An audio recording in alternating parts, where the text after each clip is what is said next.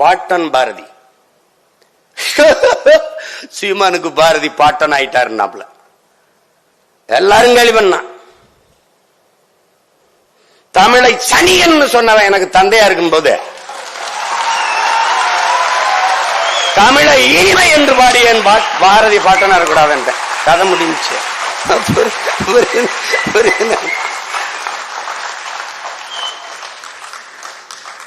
சுதந்திரத்திற்காக போராடி விடுதலை உணர்வை ஊட்டிய பாவலன் விடுதலையே வேணாம்னவன் இந்த நாட்டுல.